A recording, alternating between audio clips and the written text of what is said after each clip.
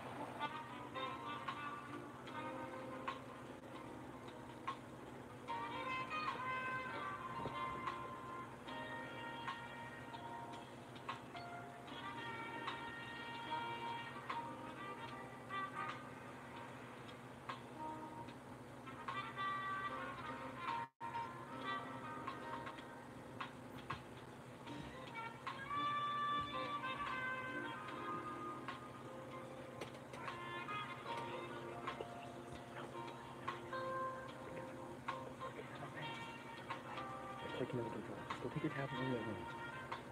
Careful.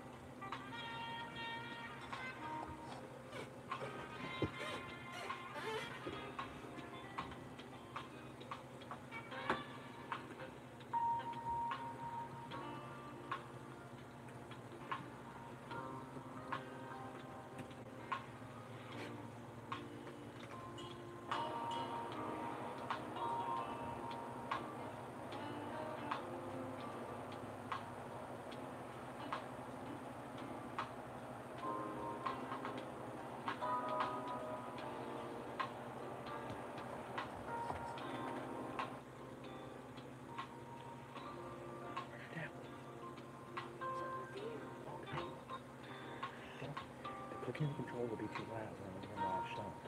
I want you to take a tablet in the other room.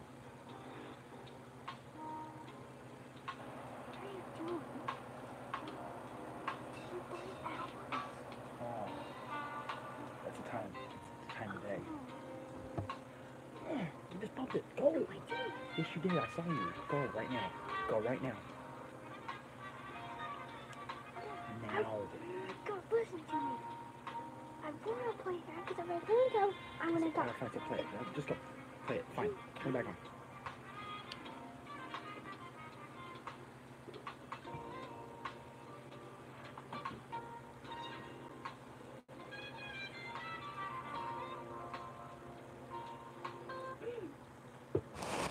Welcome to MEACH'S Musings. Give me 1 second, folks.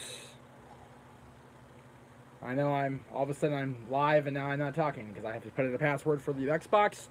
Welcome to MEACH'S Musings. I realize that shot looks terrible, so let me just adjust ever so slightly. There we go. Dylan, what is going on here, you ask, sir? The answer is I had lobby music on for the last half hour going into 7 Eastern because, well, I wanted to have the live stream going, give people a chance to come in, talk in the chat room, get conversation generated. Let's see. Kieran, my thoughts on Ultimate Dragon. I love Ultimate Dragon. I thought he got a bad deal in WWE. I thought that, unfortunately, his time in WWE was not profitable for him or for WWE, which is why they let him go. And he'll be most remembered for that Botchamania moment at WrestleMania 20 where he bit it on the entrance ramp. So there you go. Unfortunately for him, that will be his WWE legacy. Let's see. What else did I miss talking? All right. So, I know that screen is blurry. There we go. Okay. I know I said this show wouldn't be about wrestling, and I realized that in the process of me doing these shows and getting these shows ready for presentation and ready for live streaming, that you guys don't come here to see me and hear me talk about non-wrestling stuff. So you have to forgive me here 1 second. I'm now trying to get a link to somebody here. So let me just, a friend of mine is texting me that I'm not able to be found. So I will just send her the link right now. I'm sorry if I seem distracted. I am distracted because I'm live. Again, live for me is relative. All right. So I'm not going to do a whole lot of not wrestling stuff, let's be honest, because you guys are here. This is a wrestling-related channel. Jeff Meacham is a wrestling personality. I'm wearing a wrestling t-shirt right now. So what I am going to do is change the lineup, change the format a little bit, and I announced this on Twitter. I don't know what day I announced on Twitter. I put the link up. Caitlin's here. We're live, pal. That's right. Thank you for the vicious comment, Kayfabe Candy Ass. I appreciate that, as always. What we're going to do on Tuesdays, MEACH'S Musings, we're going to just have a general conversation, a general back and forth between you guys and myself. We'll talk about whatever you guys want to talk about. I'll probably have a topic in mind. I will every day have a quote, every Tuesday, to have a quote at the end of the show to kind of leave you guys with for the following week to talk about. Where have I been, Jack? I've been on YouTube, been on No DQ's YouTube, at Aaron Riff No DQ on YouTube. I've also been on Twitter, at _Jeff Meacham, Instagram, _Jeff Meacham. Well, that's the thing, Mark. It wasn't going to be this show wasn't going to be a wrestling show. It was going to be just me BSing about whatever came up that day. But I realized that I am a wrestling personality on this medium of social experience, if you will. First and foremost, I'm a wrestling guy. So Tuesdays will be interaction between us. So we'll have a few topics in mind, I'm sure. Today we're going to talk about CM Punk and the verdict in the trial. We'll get to that momentarily. But Thursdays, Talk Wrestling is changing its game completely for the first time since its inception over 10 years ago. Yes, I am so cool with JJ. We're buddies. We're acquaintances now more than buddies. He lives far away. I live far away. It doesn't work, but we do talk all the time on Facebook and on text here and there. Now, let me get to the announcement. Just stop for a second. Let me get to the announcement. Thursdays on Talk Wrestling beginning June 28th. That is 3 weeks from this coming Thursday, June 7th. On June 28th, those of you that don't know in wrestling lore, that is the 20th anniversary of the infamous Hell in a Cell match between The Undertaker and Mankind from the 1998 King of the Ring pay-per-view. We will be right here on this channel streaming live on Talk Wrestling, myself, and we're not sure how we're going to have it on the screen with me, or we're going to be having you guys watch on your own device, but we will be streaming the Hell in a Cell match, or we're not streaming ourselves. We're going to be having the Hell in a Cell match for you guys to be viewing while I commentate along with it. I won't be doing actual commentary. I'll be giving my thoughts and giving my reactions 20 years later to that match. Going forward, every Thursday on Talk Wrestling, we will do just that with a particular match that either happened on that day in history or sometime in the course of that week within history. Like, around Halloween, we'll have Halloween Havoc matches, whatever the thing is. But the first one, June 28th, 3 weeks from this Thursday, will be a live interaction with you guys and with me and with watching the Hell in a Cell match. I will provide a link to that show. The link for that show is already up, but I haven't decided how we're going to process the stream of the match itself. So stay tuned for that. I'm working with my producer, not Aaron Rift. I'm actually working with a producer named Bruce. He'll be helping me out going forward with this channel. I will still be on the No DQ channel every, I think it's recorded Wednesday, posted Thursday, with the No DQ review, and also for pay-per-view predictions with them. NXT is coming up, of course, and NXT TakeOver Chicago, and of course Money in the Bank's coming up. So stay tuned to the No DQ channel for the pay-per-view predictions, the NXT predictions, and the No DQ review. But Talk Wrestling and MEACH'S Musings every Tuesday and Thursday, Thursday and Tuesday respectively, if you're talking about those two shows. And Thursday's Talk Wrestlings will be the live streaming interactions. I know other podcasts do that, and it's not exactly a new idea, but it's something I've thought about doing for a long time, and watching these other podcasts has kind of motivated me to do what I've been wanting to do and give my play-by-play, if you will, the reactions to a given moment in history. And the Hell in a Cell match, 20 years in the making. I just saw Mick Foley's show last month, and it seems like it's the right time to introduce this concept to my viewers, to my fans, to my friends, to my peeps, and that's what we're going to do. So June 28th, 2018, 3 weeks from this Thursday, will be the first Talk Wrestling under the new format. The next 3 weeks, 7th, 14th, and 21st, right? Yeah, will be discussion shows. And let me just get that in front of me right now while I'm thinking about it, so I can let you guys know. This Thursday, June 7th, is Mick Foley's birthday. So I will be in the Cactus Jack shirt, and we'll be talking about Mick Foley, his life, his career, his legacy in wrestling, and what being the hardcore legend actually means in 2018. And hopefully we can get some of Mick Foley's fans that aren't necessarily Jeff Meacham fans involved in the conversation here on YouTube, on Twitter, things like that. We'll be talking about that June 7th. June 14th will be a discussion on the one night stand pay-per-views, 2005, 2006, of course, the ECW reunion shows. And 2005, of course, was the first actual one night stand that had the ECW guys return. And we'll talk about that, what it meant, what the initial concept was. Of course, I have inside information because Rob Van Dam talked about it on our shows, on the No DQ show. So we'll have information on the ECW one night stand. We'll be discussing those on June 14th. June 21st on Talk Wrestling, we'll have an hour, maybe less, depending on how much I want to go on about it, to talk about WWE Tough Enough and its legacy in the business and its impact on the industry, especially in WWE. Yes, Cena versus RVD was from 2006, so we'll be talking about that in depth on June 14th, and we'll talk about One Night Stand 2005 as well, and what those two shows and the subsequent ECW brand meant and means to this day. All right, so the big news coming out of the wrestling world today, just before I went on the air, actually, about an hour or so ago, I'll say maybe even less now, maybe even more now, is the fact that CM Punk and Colt Cabana have been cleared of all charges in the case against Dr. Chris Amon, that Dr. Amon put against them for the comments they made on the Art of Wrestling podcast back in 2014 after Punk had left the WWE.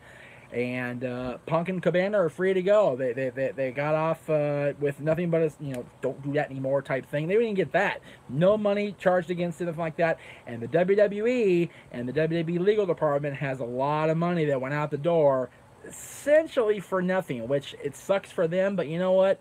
I was fully in support of CM Punk when he left because based on what I've heard from him on Colt's podcast, he had a lot of documented medical issues that were not being properly treated by the WWE's medical personnel. He had every right to leave. And did he breach his contract? Maybe he did. But the fact of the matter is, from a personal standpoint, if your body is beyond reproach, if your body is getting that messed up, I should say, you've got to leave the profession, get yourself treated, get yourself taken care of now. My only thing with Punk leaving is that not too long after, he signed officially with UFC and made it a point that he's never ever going back to WWE. He will never go back to wrestling in general. And then he trains for his first fight, and he gets obliterated. And a lot of people are saying that the same is going to happen this Saturday at the UFC pay-per-view. He has another fight. I don't follow UFC unless Brock's there and unless when Ronda Rousey was there. I don't know who Punk's opponent is. That's my ignorance. That's my bad. Yeah, today was the only win Punk's going to get this week from what I've been being told by the UFC experts I talked to. Punk's going to get drilled Saturday. It's going to be ugly. And my only hope for CM Punk going forward is that he will not necessarily return to WWE, but he will return to wrestling. I would love, love, love to see him at All in Chicago, where All In is taking place in September. He's supposed to be in Chicago doing the Pro Wrestling Tees appearance the day before, August 31st. So I would love nothing more for him to transition from the Pro Wrestling Tees appearance and literally go all in. That'd be really cool to see him team up with the Bucks, with Cody, with the guys from Ring of Honor, with the people they're bringing in from the outside, with the NWA World Heavyweight Championship match being there between Aldis and Cody. CM Punk being on that show would greatly benefit All In. And I know I kind of went on the opposite way when I talked about this on the No DQ review, but I've had a few weeks to reflect. I've had time to think about it, and the truth of the matter is, CM Punk being there would definitely be beneficial to All In, and All In would definitely be beneficial to CM Punk. And I think just the buzz surrounding his possible appearance did indeed help ticket sales. I said it didn't when I was on the No DQ review. That was my error. I was in the moment. I was in the heat of, well, no, this is the Bucks and Cody. They did this on their own. This is, you got to believe that it was part of it. The fact that, when Punk was announced for the Pro Wrestling Tees appearance the day before and tickets went out the door, they were gone within whatever it was, a half hour, an hour, whatever it took for them to sell out. Really, really cool. And that's the thing, kayfabe. He's not a fighter. He's a professional wrestler. There's a huge difference between professional wrestler and fighter. Brock Lesnar transitioned well because he was a grappler. He went into the UFC after a collegiate career in wrestling and a WWE career. But he was a legitimate fighter. He was badass. He was just he's awesome. He was really, really intense and he was scary. He's a machine, Dylan, exactly. He's a full-on beast machine. That's what Brock Lesnar is. My favorite CM Punk match is against John Cena at Money in the Bank, of course, 2011.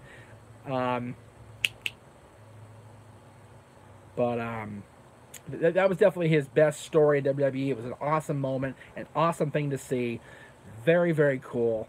And it was good for him. It was good for Chicago. It was good for WWE. And I wish they'd gone forward with it more. Let's see where we go here. I like the calendar in the background. That is the Kings, LA Kings Ice Crew calendar. It is June, so Kelly is up there. She was the cover girl, I believe, last season. This is her last season. Last time you're going to see her on this calendar behind me. So enjoy her while she's there. You'll after June 30th, she will not be on this channel on the calendar anymore. So Kelly, if you're watching, I doubt you are, but there you go. A whole month of Kelly behind me each and every week, Tuesdays and Thursdays, and possibly Wednesdays if I do the No DQ review here. Brock reminds me of Bo Jackson. Brock he's a two-sport athlete, MMA and amateur wrestling. Professional wrestling, of course, is not a real sport. It is to us. It's real to us, damn it. Anyway, yeah, Brock is an amazing athlete. Very, very cool.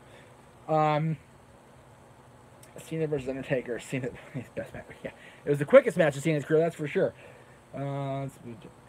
Jack Swagger may do better in MMA. He may be he may do well. We'll see what Jack Swagger does with his MMA career, if he actually is in MMA. I know he's at part of Lucha Underground, so we'll see if that sticks with him. Is Brock going back to UFC? That's what I've heard. I heard Brock's going to be fighting this summer, or not too long after the summer's over. So, what are my thoughts on Jeff Jarrett winning the AAA championship? I did not know that happened. Cool for Jeff Jarrett. He's been champion before in AAA, so that's awesome. I thought he was retired. I thought legitimately he was in the Hall of Fame. That was it. He was done. So, my mistake. There you go. I think Brock served his suspension, Keith. I'm pretty sure he did serve that suspension for a year, because it's been more than a year since his fight, I thought. Maybe I'm wrong.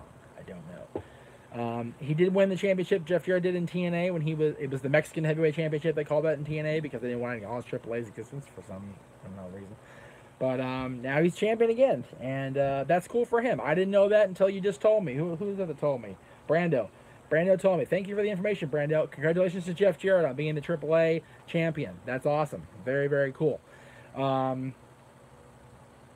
right, so what do you guys think of CM Punk being cleared of all? Oh, by the way, if you guys have a primary in your state, I know, let's see, it's 7:15 back there, so this polls will still be open until 8 o'clock. Go vote today.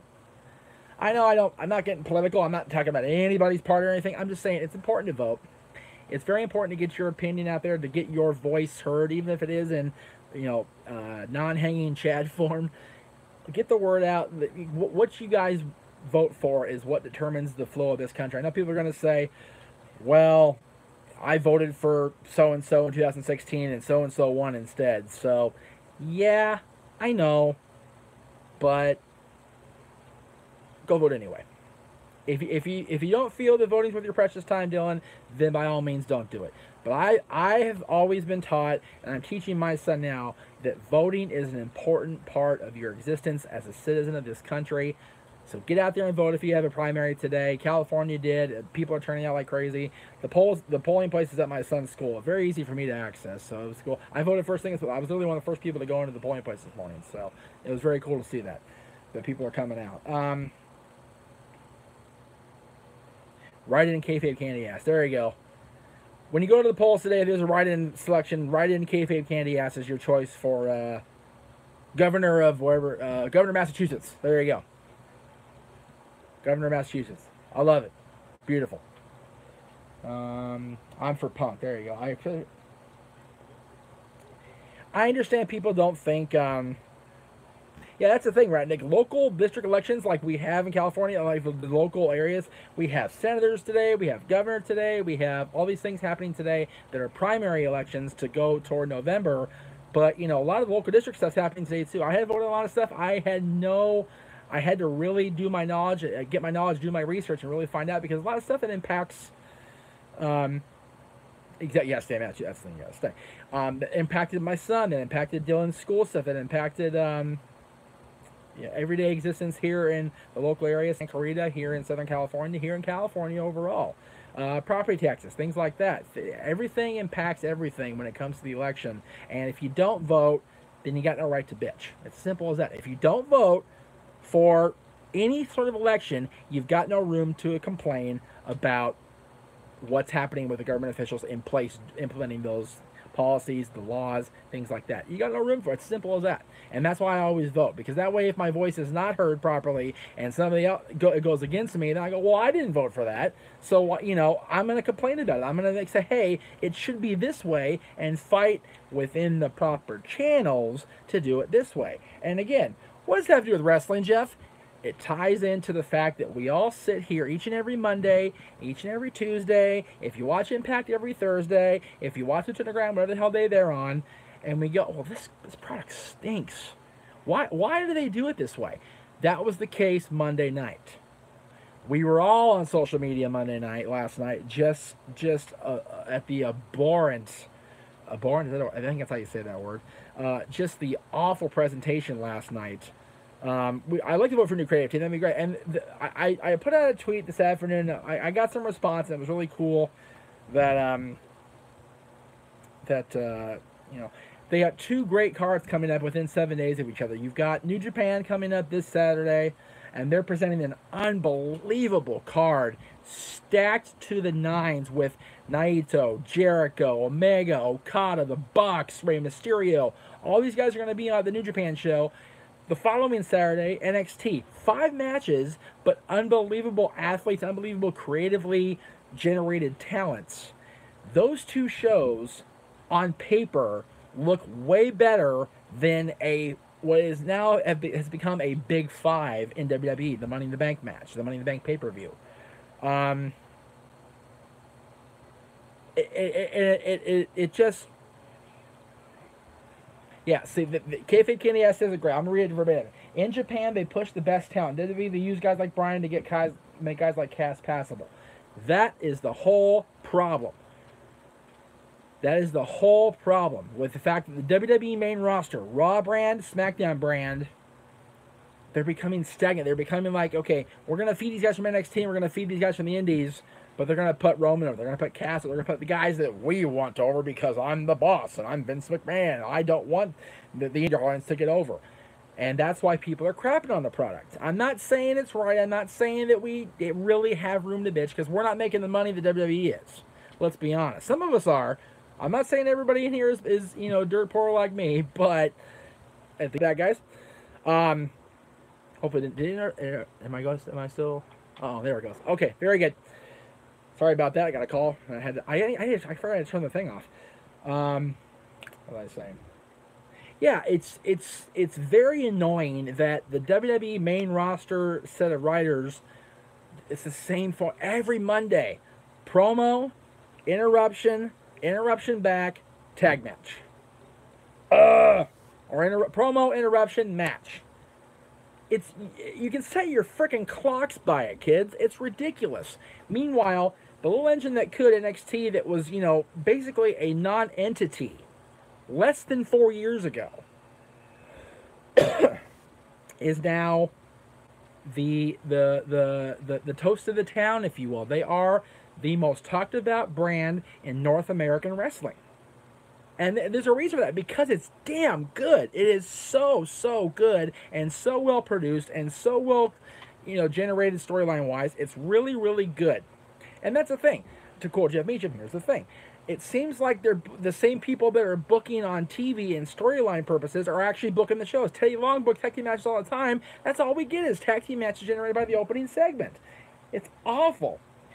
Yesterday's Raw, I love that kayfabe. Yesterday's Raw was a paint by numbers with tacos. And by the way, I had tacos last night for dinner. Kurt Hawkins had to earn me, because I got my own tacos cooked here at home, baby. So there you go. Delicious, by the way. I had that, had some grapes, had a little bit of trail mix afterwards for a snack. Good times, good eats. I'm going to talk about the Hell in a Cell matches on the 28th, David. I'm going to talk about the Hell in a Cell between Undertaker and Mankind. I'll get to that on June 28th. But yeah, it wasn't really a match. That's the key. We'll get to that as we approach June 28th, and we'll talk about Mick Foley on Thursday for it's his birthday on Talk Wrestling. We'll talk about Mick Foley and his lasting legacy, as I mentioned, in the industry. And it'll be cool to talk about Mick Foley, because I've met Mick Foley several times. He is one of the nicest, people, not just wrestling people, they're the nicest people I've ever had the good fortune of meeting. It'll be cool to talk about his time in wrestling, his life in general. It'll be cool to talk about what he's done since he left left full time in ring work, and he's one of those national treasure type guys. He's a great guy. Again, kayfabe, thank you so much. I agree with that. You know, the current generation of fans that are coming up now, they're just discovering the WWE as professional wrestling. They're gonna remember it as the guy that got, you know, punked out by Stephanie week after week. And they do need to book Kurt Hawkins better. But the problem is, they're booking Kurt Hawkins better by doing this winless streak. That's their thought process with Kurt Hawkins. The fact that they think that, oh, he's over because he's got this thing, he's got a gimmick, he never wins, he's got a gimmick, it's really cool, and it doesn't work for him. So because people are crapping all over him, so they need to book Hawkins better, but they think they are already, because otherwise he wouldn't have a job, and people, and see, Caitlin liked Hawkins' segment last night. I thought it was entertaining. I thought it was funnier than hell. But a lot of people are like, oh, they need to book Hawkins. I think they're doing just fine with it. But, you know, people are going to complain about it because it's not Hawkins and Ryder. It's not Hawkins and him getting a win streak. You don't have to win to be over. Ric Flair lost 99% of his matches by disqualification or won with some sort of horseman run-in. And he's 16-time, officially, world champion. So, again, Nate didn't win hardly ever, but he's the greatest of all time. So, is Kurt Hawkins Ric Flair? Of course not. He's not Ric Flair. He's never going to be Ric Flair. But, again, you don't have to win to be over. You just have to be noticed. You know, and the fact is, Zack Ryder got himself over by the way he did his YouTube channel, by the way he presented himself on YouTube and on social media in general. That's why it was organic. Hawkins, it feels like they're forcing the whole winless streak down our throats, and people are like, well, I like Kurt, but not really. He did retire. Ric Flair's retired. Why are we talking about Ric Flair didn't retire? He retired officially 10 years ago. He retired for good in 2012 after the run with TNA. He officially has retired from wrestling. Why are we bitching about Ric Flair? And why are you using Lana's real name as your screen name, CJ Perry? Anyway, Jason Jordan is out. I thought Jason Jordan was still hurt. Am I wrong in remembering that? That is the case? You know what? I missed the first 15 minutes of Raw, which wasn't a whole lot because I basically it was the opening Dave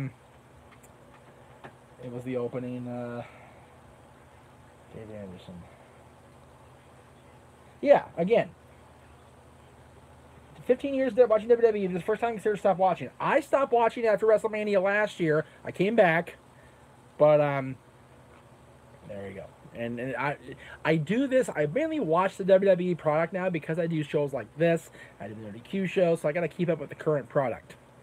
That's just the way it's got to be. So I have to keep track of things like that. So, Jason Jordan, yeah, he's still hurt. It's just a matter of getting him back in the ring. Give me 1 second, guys. There we go. Trying to keep my screen clear here so I can turn the show off when it's time. Because we're going to end in about 4 minutes here, guys. Just so you know, we're going to end at the bottom of the hour, 7:30 Eastern, 4:30 Pacific. So let me just wrap up with this because again, well, if Kurt Hawkins is your favorite wrestler, then you must be loving the fact he's getting any kind of exposure on TV at all, CJ. So that's awesome. Very cool for you. Yes, thank you, Brandon. I was going to mention that The Undertaker is going to be wrestling at Madison Square Garden. I think that's so cool. I think that's very, very cool that he's getting the opportunity to appear at Madison Square Garden. The first time he's wrestled Madison Square Garden in years. I mean, like, I think it said it was 2008 or 2000, maybe even sooner. But it's really cool to see Undertaker, you know, slowly coming back and not doing a full schedule by any means, but he was at WrestleMania, he was at Greatest Royal Rumble, he'll be at the Garden when the Garden show happens. I like them using him sporadically and making him a Andre the Giant style special attraction. I think it's very, very cool, very well done, very, very cool. I'll enjoy them. Will I return to Wrestling Trivia? I am officially retired from the No DQ Wrestling Trivia Challenge. I will no longer be competing on that show. Guarded with 8 years ago, so it was 2010. Thank you very much, Brandon. I appreciate that. You know, the only one thinks Roman should be a heel, but they're not going to turn him heel. He's the babyface right now. That's who he is. Yeah, I will not return to Wrestling Trivia Challenge to compete for the championship. Greg is doing a great job. He is dominating the competition. He's rolling over everybody, and he deserves his spot. He beat me straight up more than once. He beat me at myself and Chris Cass at the same time in a triple threat. So Greg Cherry is the man when it comes to No DQ, and you can catch him on NoDQ.com along with myself and Virtue and the boss, Aaron Rift. It'll be recorded tomorrow. It should be up Thursday, maybe Wednesday night with the No DQ review. That's the next time you'll see me on YouTube. And then, of course, Thursday, live right here on this channel, youtube.com/Jeff Meacham. One word, Jeff Meacham. I am going to be the Shawn Michaels of the WTC. I will always retire. I won't be Ric Flair. I will remain retired. I'm not going to come back. Maybe for a special attraction match. But I'm not gonna be a championship contender. I'm done with that. I'm done with that. I'm happily retired. I'm glad to have Greg Cherry have the reins. He is an amazing champion. He's doing very, very well. You can catch him each week on NoDQ.com, the Wrestling Trivia Challenge on their YouTube. YouTube.com/Aaron Rift, No DQ, one word, AARONRIFT, and NODQ. And you'll see me tomorrow on the No DQ review when I record it, or Thursday. I should have got a tribute. You're absolutely right. I should have got a tribute. I'm the best champion they ever had. And we'll see. Maybe Aaron will make one for me over the summer. Maybe I'll get my send-off. All right, guys. We will see you tomorrow on the No DQ review, or Thursday morning, and then Thursday afternoon, 7 Eastern, 4 Pacific, with Talk Wrestling. Good night, guys.